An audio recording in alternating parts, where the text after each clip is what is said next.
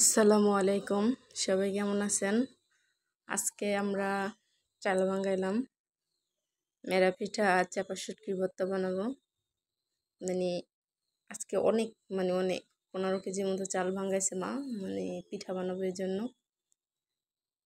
শুধু মেরা পিঠাই না, আরও অন্যান্য পিঠা বানাইছে, আমি এটা আপনাদের সাথে শেয়ার করব। এই যে চাপা শুটকি ভর্তা বানাবে এই জন্য পেঁয়াজ, রসুন আর কাঁচামরিচ, রসুনগুলো ছিলা নিছে, যে কাঁচামরিচের এই যে শুটকিটা আমি ফার্স্টে খাইতে পারতাম না গন্ধর কারণে, এখন একটু খাইতে পারি, ভালোই লাগে। আর যে দেখেন মেরা পিঠাটা বানানোর জন্য গুঁড়াটা সামান্য অল্প আছে, ভাজা নিতেছে।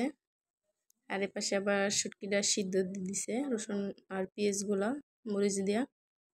মরিচটা আগে সিদ্ধ করে নেওয়া হয়েছিল, কারণ এটা তো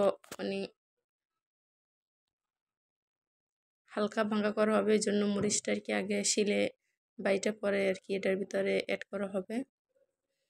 এই যে দেখেন শুটকিটা শুকিয়ে গেলে পরে শিল দিয়ে আর কি পিষে নিব, আদা ভাঙ্গা দেওয়া বলে যেটাকে।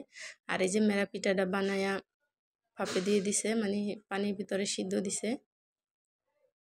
আসলে এই পিঠাটা অনেক মজা, এইরকম হয়েছে, দেখেন কত সুন্দর। এখন এটারে বটি দিয়ে কাইটা তারপর শুটকি ভর্তা দিয়ে খাবো আমরা। এই যে দেখেন ভর্তাটা, এই যে আমি এখন কয়েকটা পিঠা নিয়ে নিছি, এগুলো কাটবো, তারপর আমি সামান্য একটু তেল দিয়ে তারপর তাওয়ায় ভাজবো। পিঠাটা আসলেই মজা। কারা কারা এরকম পিঠা খান বা কার কার এলাকায় বা দেশে খায় অবশ্যই একটু কমেন্ট করে বলবেন, কারণ ময়মনসিংহে বা সিরাজগঞ্জ, কিশোরগঞ্জের মানুষের খুব পছন্দ এগুলো। আর আমার ভিডিওটা কেমন হয়েছে অবশ্যই একটু বলবেন, একটু সাপোর্ট করবেন, সবাই লাইক কমেন্ট করবেন। আসলেই সাপোর্ট করলে সাপোর্ট পাওয়া যায়, আশা করি আপনারা সাপোর্ট করলে সাপোর্ট পাবেন।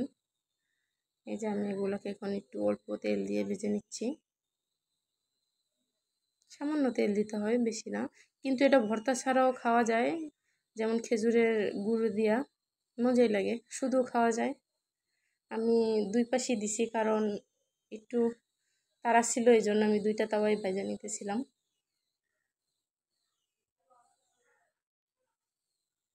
দেখেন একটু লাল লাল করে ভাজতে হয়, সুন্দরী ভাজাগুলো। যে ভর্তা আর পিঠা এখন আমরা খাবো। সবাই ভালো থাকবেন, সুস্থ থাকবেন এবং দোয়া করবেন। টাটা, বাই বাই, আল্লাহ হাফেজ।